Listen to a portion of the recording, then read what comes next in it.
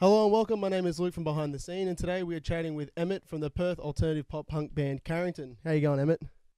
Good, thanks, mate. How about yourself? Yeah, not too bad, thank you. Now, the reason behind our little chat today is that you guys have something very exciting releasing on the 24th of May. Can you tell us what that is? So we're releasing our debut studio EP called Alter Ego. Yeah. So we're super hyped up for that, and really excited for the drop and for the launch show. Can you tell us a little about your release? I've read that Alter Ego, you guys described it a little bit like Forrest Gump's box of chocolates. Can you tell us what you mean by that? Yeah, so I guess like that saying is kind of, you never know what you're going to get. So for us, we wanted to make it pop punk, but something that encompassed, various facets within that kind of genre. Because, it's a pretty broad spectrum. You listen to a band like Blink and, they sound nothing like, say, Trash Boat or some of the newer bands, but they're kind of all bottled in the same genre, I guess. So we kind of just wanted to get everything that inspires us and just chuck in one EP, and hopefully people enjoy the kind of little bit of diversity. The whole genre thing is a bit tricky sometimes. There's bands that are sort of multiple genres, but they get bottled into one and stuff like that. And it depends on what type of song you listen to from what band, can completely change genres as well. So, yeah, for sure. And we kind of don't want to it's our first release, so we don't really want to get pigeonholed, if you know what I mean. Like, yep. A lot of bands kind of have a sound, and we're hoping not to be chucked down as being that band. Yeah, exactly. You know what I mean? Yeah. And I understand you guys are real self-sufficient in relation to making your music and your content. I understand that your drummer does a lot of the photography work and video work. And yeah, that's correct. What was the writing process behind Alter Ego? Where did you guys record it? Who mixed it and who mastered it? So when we were writing it, I kind of wrote it when I was down south doing some work over Christmas and spending a lot of time with my family. When I say down south, I'm not from Perth. I'm actually from Dunsborough. So I was writing all the music on an acoustic guitar, which is kind of a little bit different for us. Usually we kind of, record the guitars into Logic and then kind of program the drums, and then I'll drop vocals over the top. But I wanted to have more of a songwriter perspective on it, so we did it just acoustic guitar for the writing stuff. Sorry, and you guys did do Baronia, which was an all-acoustic release not too long ago as well, didn't you?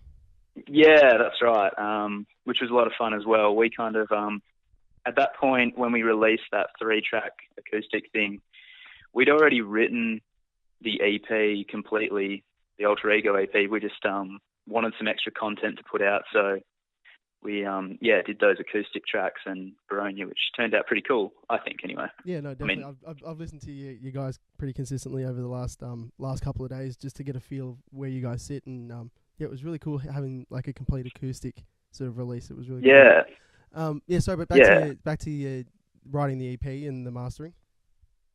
Yeah, so we finished writing it, and then I wrote maybe 7 or 8 songs for the EP, and then we shortlisted down to 5, and then we started recording 5 of them. So with the recording and the mixing stuff, I do that all myself. I was fortunate enough to be able to have a nice big room in my old rental property, which has just had the best drum sound in it for like a rental property. And I've kind of been dabbling in recording for a while. And so we tracked everything over probably 2 to 3 week period. It was kind of a bit give and take due to like work commitments and other stuff, which I guess all comes back to that flexibility thing. Doing stuff yourself, you don't have those time constraints, and you can really immerse yourself nicely. Yeah, definitely. You don't have the that overlooming shadow of we're paying for studio time and we're not using it, and it's going to waste, and now we're losing money. Exactly. Not getting a chance to record. Exactly. Who shot your the video clip for 44 Days? So that was shot by our collectively between our drummer Jordan, who obviously he wasn't shooting it while he was in the footage, but he and one of our other close friends and great photographer mates, Nick Henderson from a band called Nautical Mile. He helped us out with some of the videography. Together they did a really cool job. Again, that self-sufficiency stuff, a lot more freedom, a lot less budgetary kind of restrictions and all those kind of things. Yeah, definitely. And it's a bit more fun as well when you get your mates involved with creating sort of art as well. So now we've had some sneak peeks of the EP in the form of 2 singles, Interesting Places and 44 Days. Now, I've read that Interesting Places was inspired by the loss of a family member with a terminal illness. And you've also said that during the song, the feeling of loss is widened to other subjects. Can you explain what other subjects it's widened to? So Interesting Places is kind of, I wrote it about the kind of the grieving process. My dad's brother was suffering from terminal cancer, and when I kind of started to get immersed into writing that song, it became evident that there was kind of parallels between kind of the degradation of the Earth under anthropogenic climate change, and people kind of, I think there's more similarities than what people see, and that's what I kind of tried to allude to in the second verse lyrics. But you know, whether that got across or not is for whoever's listening to it. But of course. For me, it was good for me to get that stuff out. Yeah, definitely, and I think that's the most important. That's the beauty of making this type of art and music, is that you get to sort of touch on one subject, but then paint it on a whole lot of other subjects at the same time. And yeah, I definitely agree that there's you don't see the degradation in front of you at all times, but when you go to specific areas like national parks and say even the Great Barrier Reef, you realise that the slow sort of decay that is occurring. That's where it sort of really highlights. So I definitely agree with what you're saying. Now, can you share with us the inspiration behind 44 Days? 44 Days was, I don't know, I think the genre lends itself really well to kind of the angrier style of vocals, and with this song it was kind of about, I wrote it about a couple of friends who I thought had more interest in themselves, and you know, those kind of friends that always have themselves in high esteem and kind of forget the people around them, and you know, that kind of stuff. It's more the them show rather than the us show. Yeah, for sure. That's a lot of what it was about, and just my kind of realization of that, and it's kind of been a very progressive thing. Like, these are people I've known for, you know, a lot of my life, so it's always interesting to, I don't know, have an objective look at those kind of things, and you know, realize what their priorities are, what yours are, and kind of see the differences. Yeah, definitely.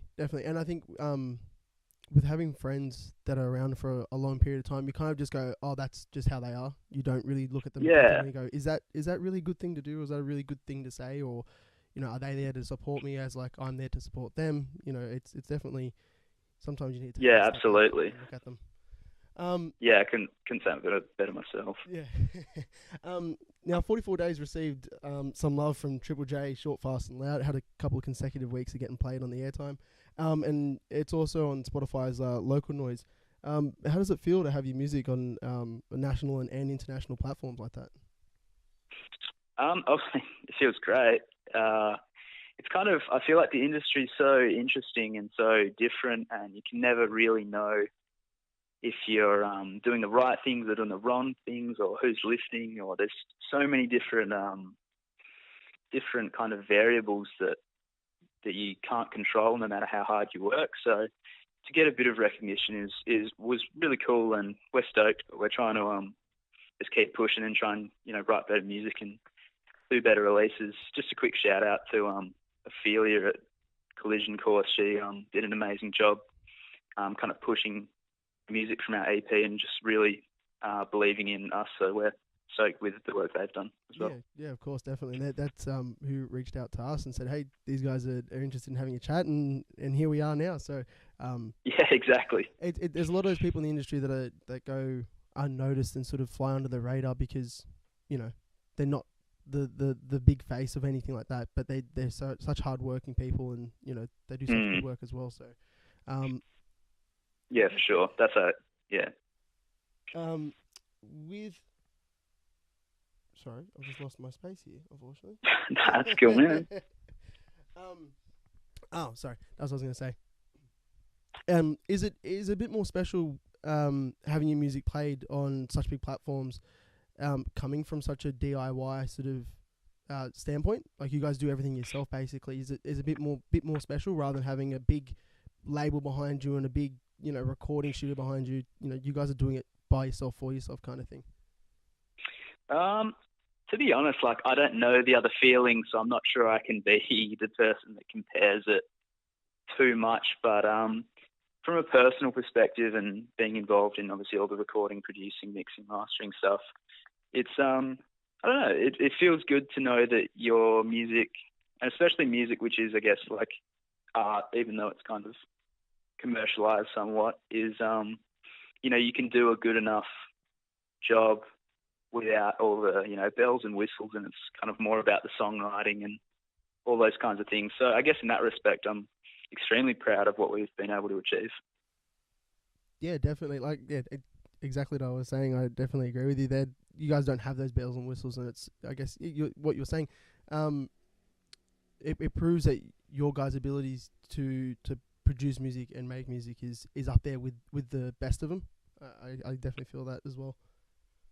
Yeah, thanks, man. No, not a problem at all. Can you tell us the history of Carrington? How did you guys form? How did you get the name? What was the first show you played together? And what was your favourite show you've played? Wow, what a big question. What a group! Yeah, what a big group of questions. No, that's cool. We can kind of like slam those out. So how did we form? So myself and Zach, our bass player, we used to be in a band in our hometown of Busselton, Dunsborough.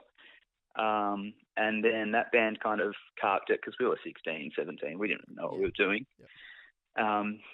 So we knew that we worked really well together, and we were both moving to Perth. He'd actually already moved the previous year. So we just started a new band. We didn't have a name or anything. We were just writing tunes and just mucking around. It was more of an excuse to hang out. We were good mates, but kind of, we had a couple of years gap, so it was just really an excuse for us to just hang out and be mates. But yeah, we got our other friend Jake, who Jake was our former drummer. He got involved pretty early on as well. He was just a really good drummer, and I don't know, I liked the way he played drums, and it was perfect for the genre. So got him involved, and then we posted on a Perth musicians forum on Facebook, which is just the riskiest thing to do because you never know who you're going to get. Exactly, yeah. But at that point, we didn't have any other option, and it was a bit of fun kind of thing. What kind of 35-year-old dude could we get who doesn't have any gear or a car to drive to the gig or whatever? Who's going to come up? But sure enough, we got Chris. And Chris came, and at the time I was staying in my college dorm room, and he rocked up with his crappy little Behringer combo amp thing, and was super nervous. But nah, he killed it personality wise, so we got along really well. And he got our other guitarist Blake involved. They'd been family friends for kind of ever, and yeah, so we got Blake involved, and then got to a point where Jake, he moved to Germany to go and live with his girlfriend. Oh, and we were fully support. Yeah, it was a huge move for him. When we were fully supportive of that, we're definitely kind of, family and friends more than important in a healthy dynamic. So we were super stoked to see him following what he believed in. But yeah, it was an opportunity for us to kind of change the game up, and that's when we got Jordan involved. Interestingly, Jordan was at Zach and I's first gig in our old band when we were 16 years old. Really? And Jordan was 13 years old in the skate park watching us. And we just stayed friends since. we pretty much talked about, like, we talk about production and about music and the genre, and and eventually it kind of just seemed natural that he'd take up Jake's position, playing drums. So that's, I guess, how the band formed. First gig we played was, I think we played an old venue in Perth called the Hen House Live, and we supported a band called, they were called Small Town Heroes at the time, but now they're actually called The Fame. Oh, okay, yep. So they're so different to us musically. But yeah, they didn't really well for themselves, obviously. So we supported them for our first show. And then... And how did you guys get the name Carrington? Oh, of course, yeah. This is kind of, again, like one of those classic cop-out ones. We, and I guess for us, a band name's not crazy important. Yeah, of course. But we just, honestly, I lived on Carrington Street, so that's what we did. We just did the old Carrington Street trick. So that was it. A bit like Parkway Drive and. Yeah, exactly. We kind of, we had a bunch of other names, but they were just honestly terrible. So we just went with Carrington. I feel like you brainstorm like 50 ideas and 48 of them are just awful. So yeah, you're just like, this would be really good. This would be really good, and then you say it out loud, and you're like, oh, that sucks. Yeah. You look back the next day and you're like, oh, how could I ever think that was cool? Yeah. Oh, definitely, man. And what was your favourite venue to play? Oh, God. We've played pretty much... I'm trying to think of a venue in Perth that we haven't played some kind of show at. And there's a few, but I don't know. The first time, there's kind of like... I don't know. I feel like there's increments when you're... starting out, especially in Perth, where the scene is very small, and it's an interesting dynamic. But for us, like, playing our first show was massive.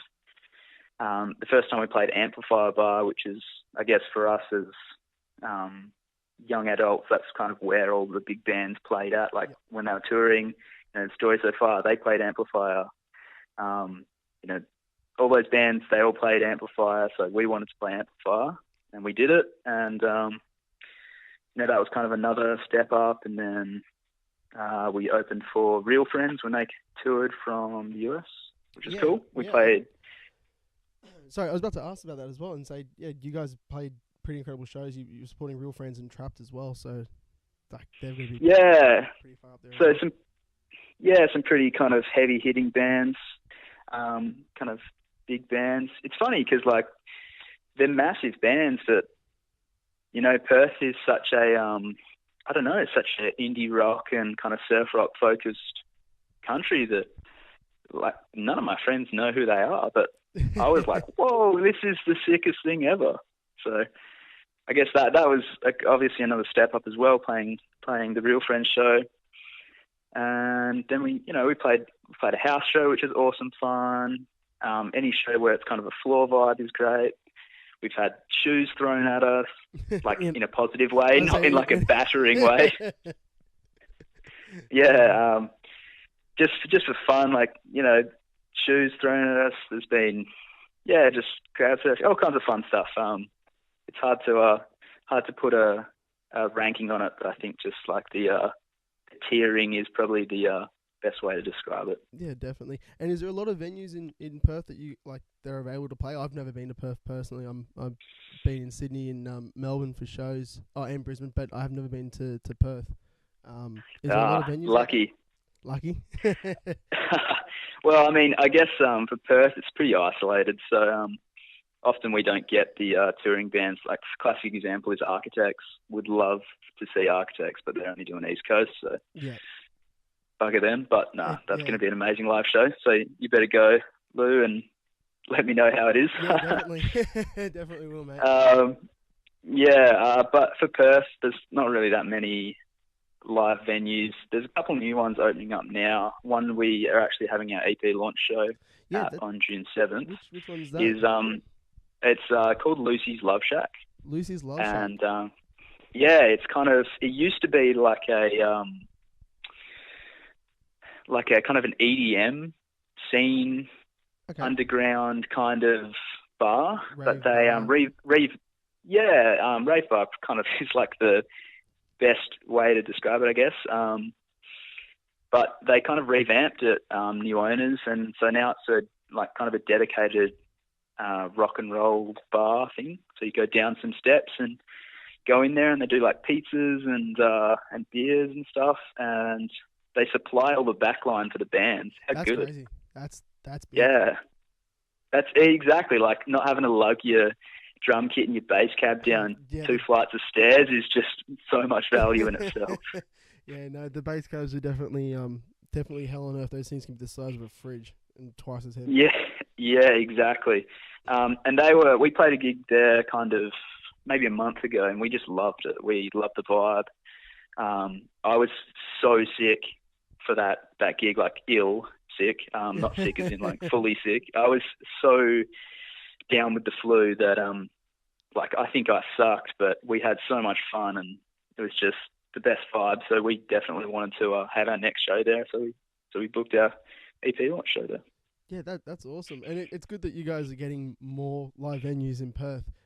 The opposite's happening here in Sydney. We're getting more of them shut down, unfortunately, and which really sucks. But I'll have to make the trip out to Perth one day and come and check out Lucy's Love Shack. Yeah, for sure. I mean, it's a great little spot. It's such a shame about, I guess, the Sydney nightlife stuff, and just everything involved with that. It seems quite a shame. Yeah, it's a bit of a mess, but as long as everyone keeps going out to shows and regardless if they're in Perth, Melbourne, Sydney, Brisbane, or Adelaide, or Northern Territory, as long as people go out and support live music and support venues, and that's the main thing. You know, they can't take away a thriving business. So, that's it. That's the main thing. Any plugs? Any shout outs that you want to do, Emmett? Shout outs. I don't know. The guys in obviously Ophelia and Tim at Collision Course PR, they're just the best people, and we're stoked to be working with them, and hopefully we'll be working with them in the future. So any kind of small bands out there, check those guys out. They do a great job. Thank you, Lou, for giving us this interview. It was really fun. No, that's all good. Thank you very much for having me and having a chat. Trying to think who else I guess I'll give a shout out to my housemates, because they have to put up with me recording drums and stuff in the house, so they definitely deserve a little shout out. I don't know. It's without saying, shout out to the people for making the video and doing we all did that, so it's kind of a bit limiting, but at the same time, I couldn't be happier with the guys in the band, and we all tried really hard, and we're going to keep trying really hard. So yeah, definitely. And I can't wait for the EP to drop. It's May 24th, I believe. That's next Friday. Next Friday. Next Friday. It's creeping up pretty quick. Next Friday. So get your Friday Arvo tunes pumping, and suss out Carrington's newest release, Alter Ego, and you guys have got the launch show. When is that again? The June 7th. Friday, the June 7th. So Friday Arvo tunes and Friday launch party. Sounds like a great time. Lucy's Love Shack in Perth, and you guys are getting supported by Nautical Mile, Trigger Lip, and Bag of Bones. Is that correct?